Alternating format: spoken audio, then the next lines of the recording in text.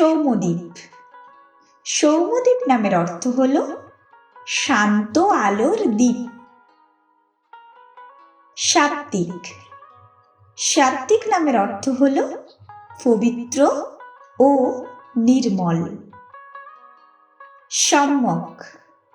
সম্যক নামের অর্থ হল সম্পূর্ণ বা নিখুঁত। সৃজয়।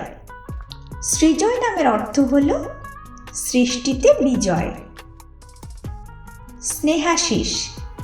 স্নেহাশিস নামের অর্থ হল স্নেহের আশীর্বাদ। সায়নজিৎ। সায়নজিৎ নামের অর্থ হল ধ্যানে বিজয়ী। সুদর্শ। সুদর্শ নামের অর্থ হল সুন্দর চেহারা। সৌরিশ।